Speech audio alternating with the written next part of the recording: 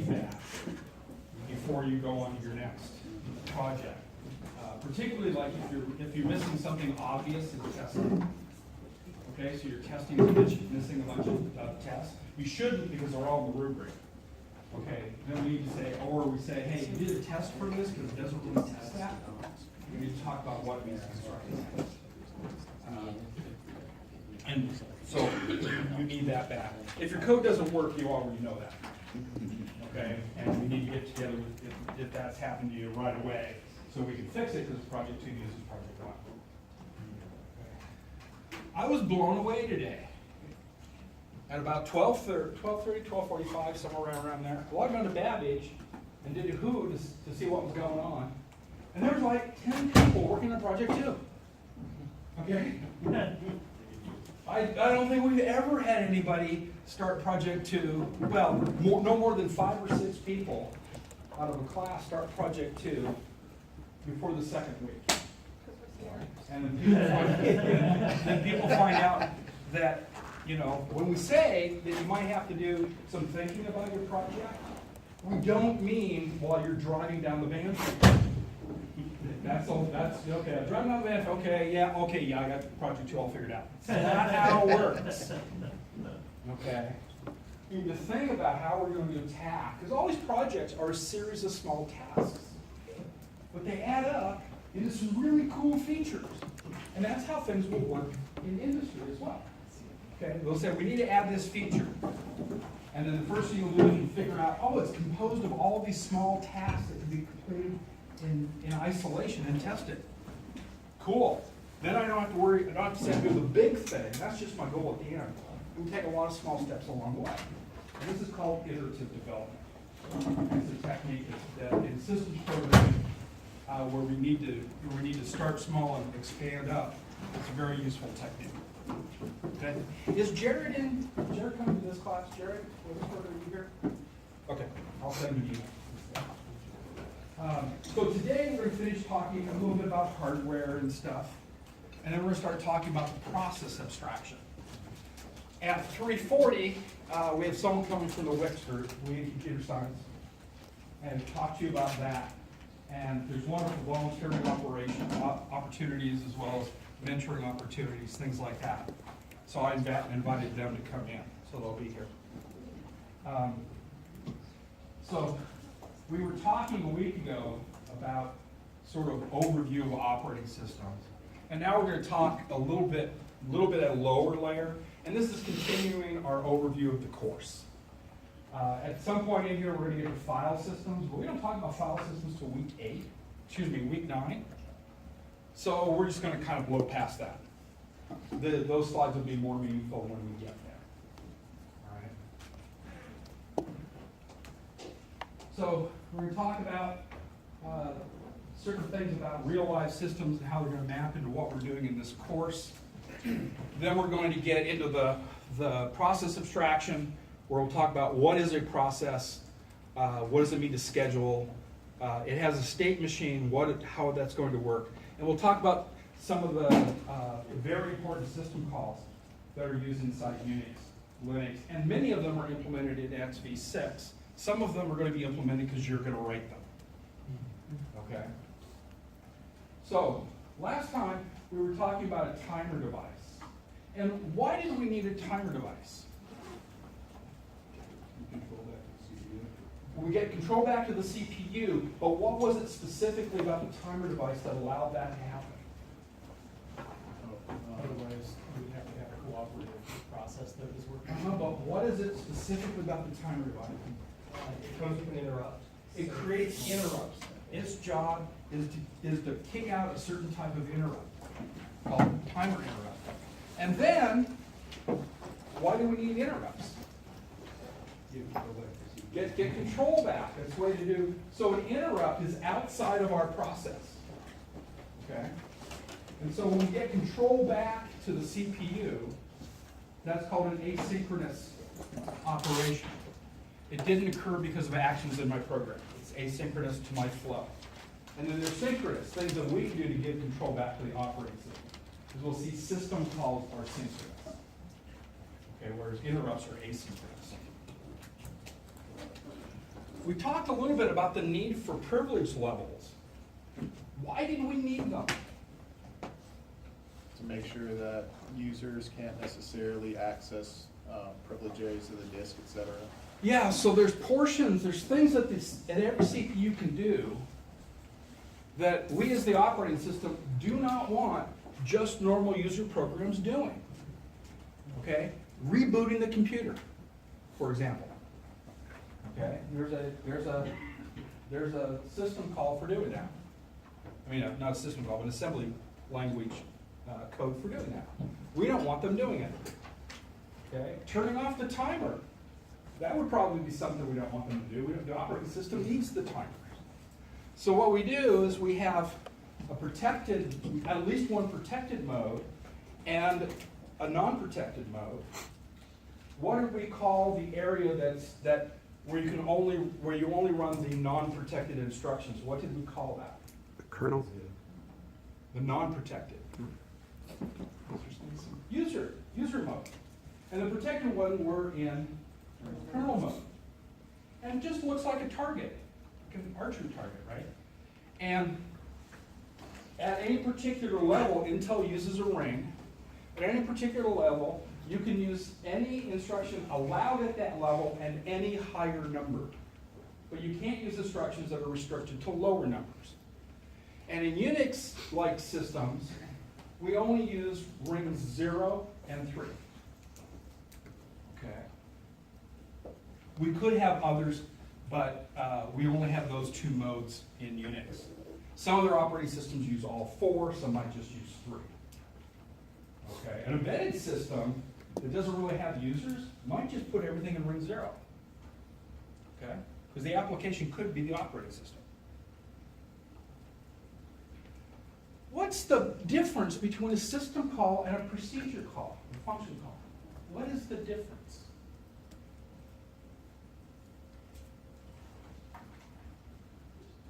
System call hands the power back over to the kernel. Yeah, it's a mode change, isn't it? Yeah. A system call is just a function call plus a mode change. Okay, you're going to be writing system calls. You're going to go, yeah, there's lots bolting it all together, but it's just a system call. Okay? Just a system call with many little steps. But lots of system calls have many little steps. More importantly, once you get inside the operating system, you have access to everything that CPU can do, for good or ill. And that's why system calls have to be written very carefully. So, because if there's a bug, it could actually crash every single process, it could corrupt things, it could destroy the operating system. And I don't know about you guys, but I would get kind of annoyed if the Linux operating system destroyed my program. I'd just kind of sort of be annoyed with that. You know, so we have to trust the operating system because it's got all that privilege. So we have to trust it. And so it better be written and tested very, very well. Okay?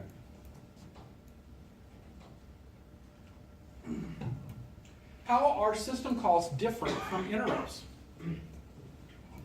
System calls are Well, typically, let's wander down to this end of the room, to the quiet end. How are they different?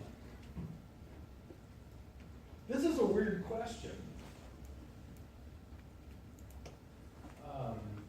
So I think interrupts actually subsumes system call, but like there's this implication I think you're getting at where the program is doing something, asking an operation that it could do as long as the kernel does it for it versus like the kernel catching it doing something it shouldn't do.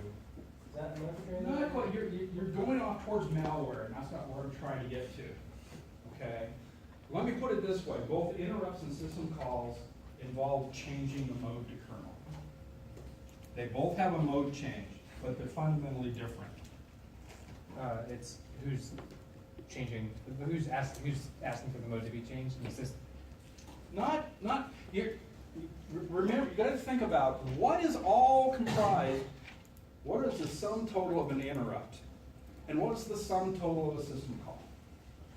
Does the interrupt have priority over a system call? Like, you have to always occur when a system call and essentially wait? potentially, unless we turn off interrupts inside the kernel, which we can do. Is an interrupt a function call? No, Is a system call a function call? yeah. Yeah. And so system calls use interrupts. Interrupts are hardware level attention getter of the CPU. And system calls use one form of that. There's 256 different forms on most systems.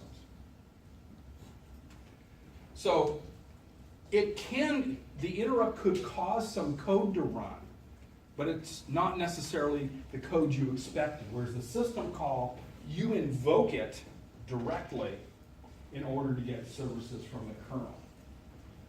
Okay, does that make sense? You know, you think of the interrupt as being specialized to a hardware event most of the time. Divide by 0, post an interrupt. Okay, segmentation violation, post an interrupt. These are things we have to deal with mostly asynchronously. But system calls are synchronous to our program execution, but they also use interrupts. Okay, so the interrupt really, in some sense, is a way of, you know, it's a hardware level mechanism that gets us control over the operating system and changes our mode. The system call provides a service in addition to turning things over to the system call. So in some sense, we're kind of comparing hardware to software. Okay, but you'll hear, and we're not going to go into it because that's the embedded course in ECE. You'll hear about device drivers. And oftentimes device drivers are activated by interrupts, okay, from external devices. So their software will run because of the interrupt. But that's going to be asynchronous to what's going on in the CPU. Okay. It's kind of a tricky question. I've never actually asked it on an exam because it's one of those, unfortunately. Did you ever have a professor that inadvertently wrote a, quote, simple question that took 4 pages to answer? Yeah. Okay. I've done that, but never specifically, except at graduate courses. I'll ask like 2-question exams. Okay? And then I'll give everybody a read paper. All right? Then I have to read them. But I try not to do that at this level. Why do we want to have the concept of protected memory? What does it do for us? What does virtual memory do for us? Isolates processes. It isolates processes. And how does that do that? Does anybody know? We're going to talk about virtual memory in great detail right after this. Did you notice that when in CS201, when we talked about processes, every process's memory began at 0 and went to 2 to the n minus 1, didn't it? Okay? Kind of makes it look like you have access to everything on that machine, except it's just an illusion. Okay? In particular, every program has an address 0, but every process has different contents at address 0. We don't let you see anybody else's stuff. If you want to see someone else's stuff communicate through memory, it's very specific programming that both sides of that problem have to implement to make that happen. Otherwise, the address spaces are completely private. There's no way for you to see into the other processes. Strangely enough, the operating system sees every process and can look into every process, because it's the one that creates the virtual memory and the virtual memory virtualization and the process abstraction. So it's underneath all of those. It's the one providing those services. So it can see all of them. So do you want your operating system to be trustworthy? Oh, you're going like, nah. I use the internet. It doesn't get much worse than that. Okay. Well, part of the reason why there's problems on the internet is because so much of our software that we use was never designed with security in mind. Okay? The original internet protocols, and they still exist today and are used heavily for most of the internet, never had a section on discussing the security implications of the protocol. They were not designed with security in mind. They were not designed to be used by the real world. They're designed to be used by a small number of research centers talking to each other. And then somebody discovered the web, or invented the web, and then things took off. Before that, it was such a nice little neighborhood. No, I'm just kidding. We started to talk a little bit about the OS switching between processes, and we're gonna talk about that in the last half of today. And so we'll see how that works. It's a combination of software and interrupts. Okay, the timer interrupt in particular, we have it set up so when the timer interrupt occurs, the CPU calls the code that exists in the file trap as in .s in XV6. It does a small amount of stuff. And then it calls routine trap in trap.c. It does a tiny bit of stuff. And then it calls syscall, routine syscall, and syscall.c. Okay? And that's all from configuring the hardware. That's all done magically from the hardware. No one ever actually directly calls that trap routine in trap as. No one ever directly calls it. It all happens because an interrupt occurred. And the interrupts have, you can have 256 of them, and our interrupt is hex 40. Are all 256 utilized, or are there like just placeholder ones? Empty ones not in use? Well, there's 256 of them because we allow you to have,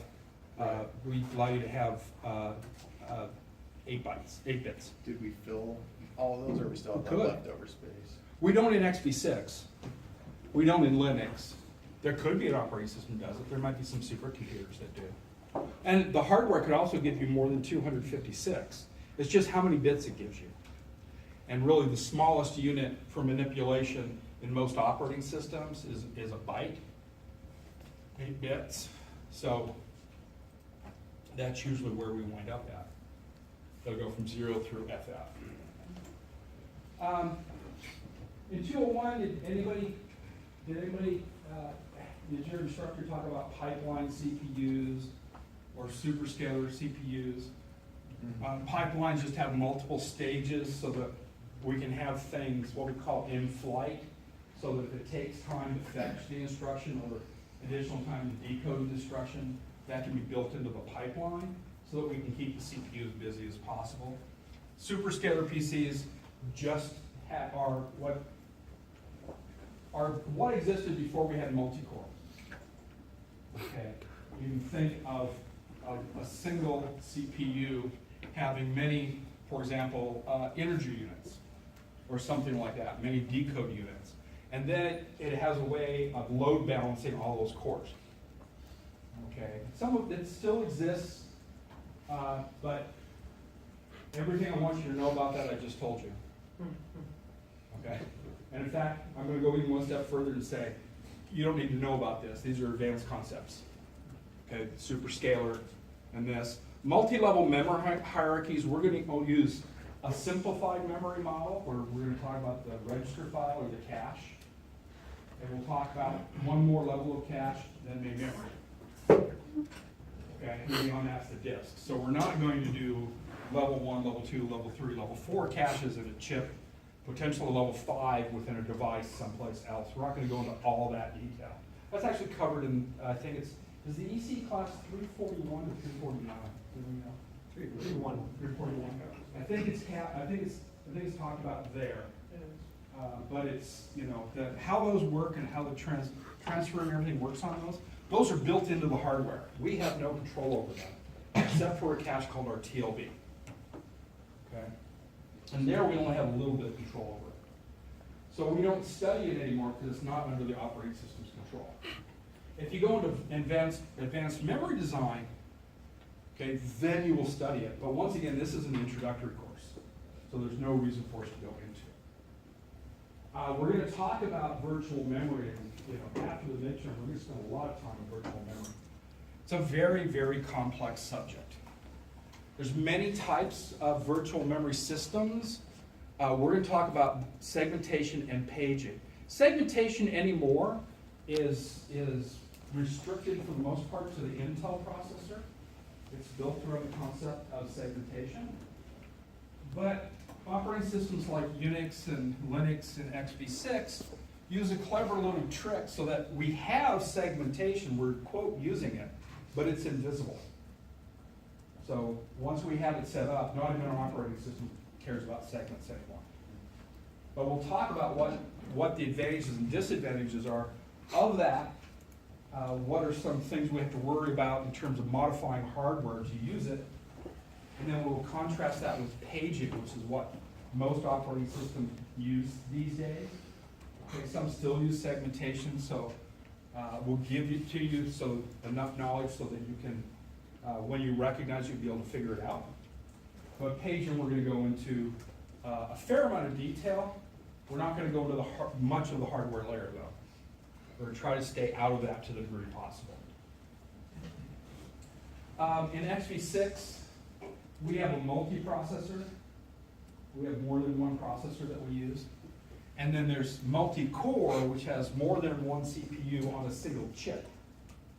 In this class, we'll use core and processor interchangeably, because at the level we're going to talk about them, all of it will apply, whether it's multi-core or multiprocessor.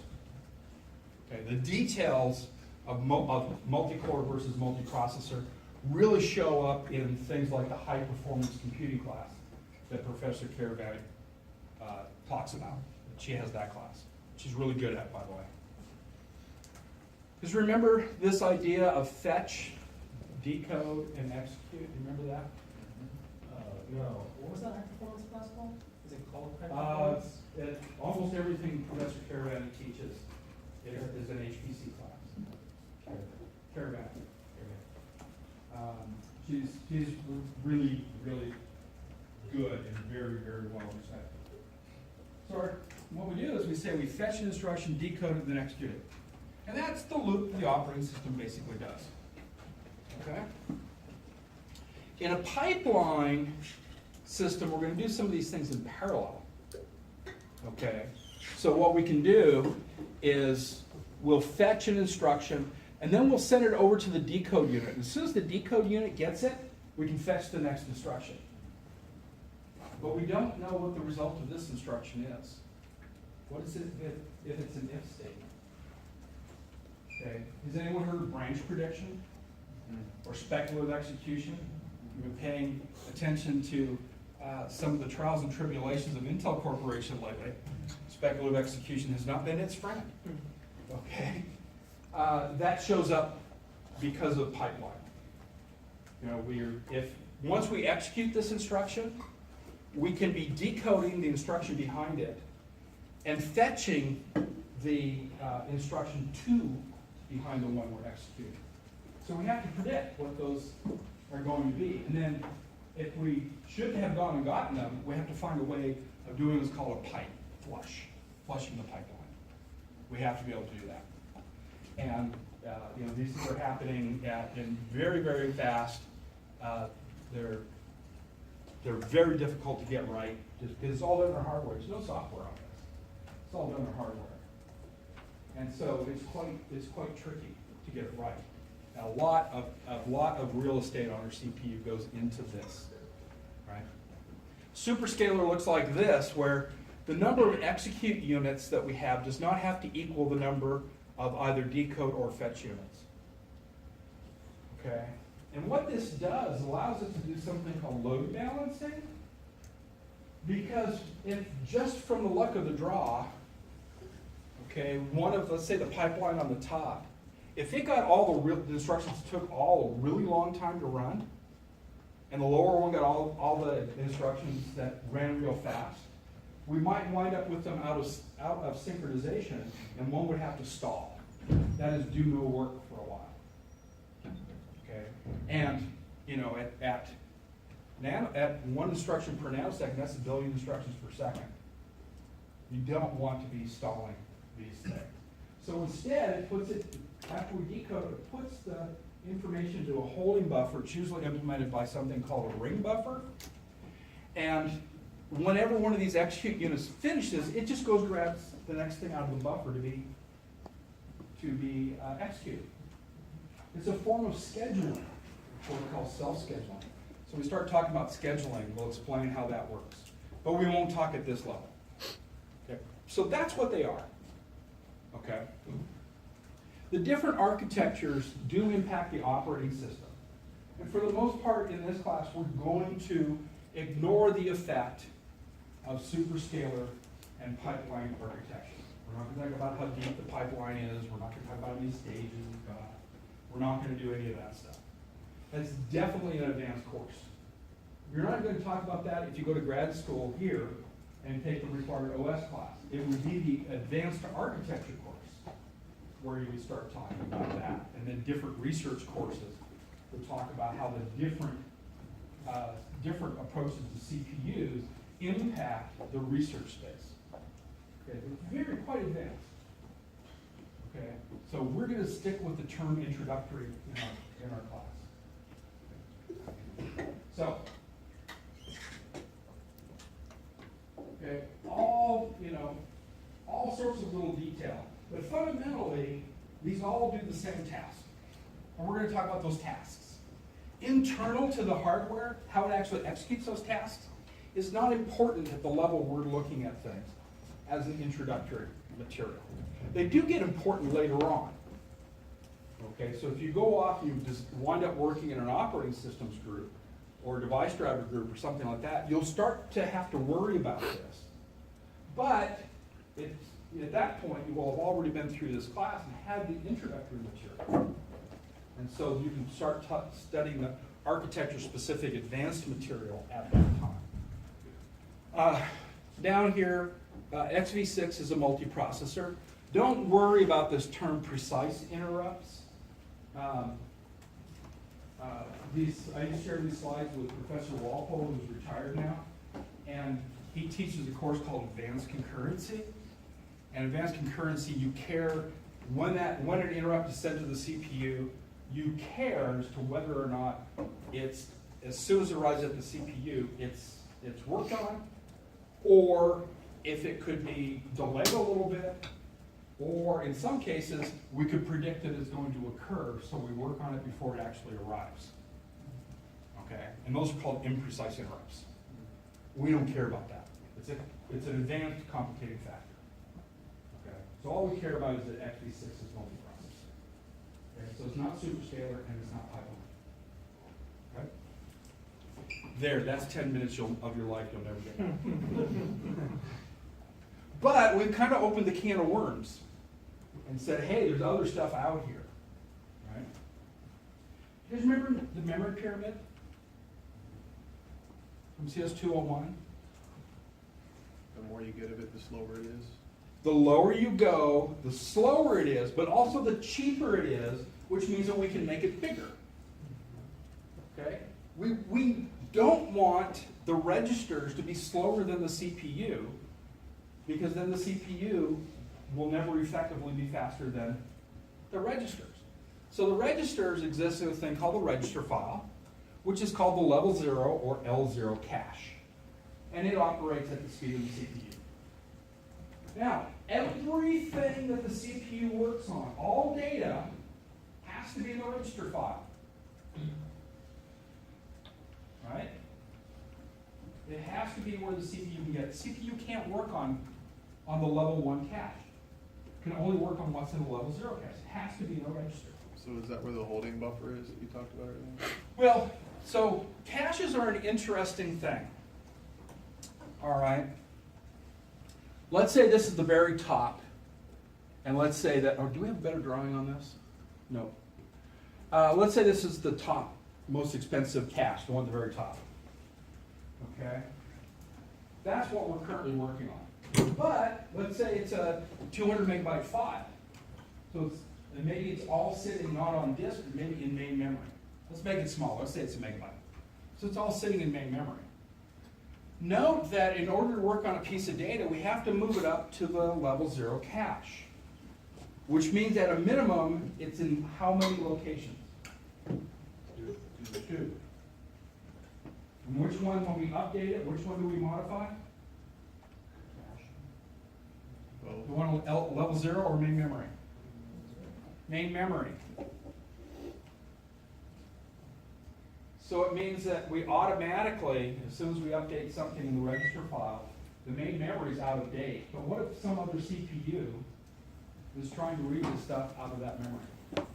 Oh, that's where we have those, the little blocks or whatever, we can mark them or whatever. Yeah, so this goes up, you may have talked about the cache consistency problem a little bit. In 201, different professors cover it. And what we mean is, whenever we have something that's cached, all a cache means is a copy of it's a subset of what's below it. Okay? So, what's happening is, in the way we're going to look at it, if, let's say we have a level 1 cache, and it contains certain information. It's required that the next level down, level 3, also have that information. So at any particular level in the hierarchy, the information contained in level n has to also exist at m plus 1. Okay? So if we have 5 caches, including level 0,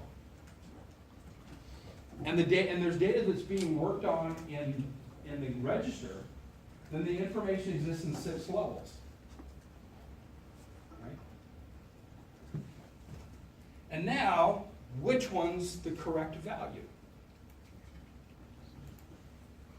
That's called the cache consistency problem. We are not going to study it in this class because it's all done in the hardware now. Okay, do they cover it in 341? Those of you that took it? Anybody take it? Okay. They might. You'll certainly talk about it if you go to grad school. You'll certainly talk about it at the architecture level there. But it has a very, very big performance impact.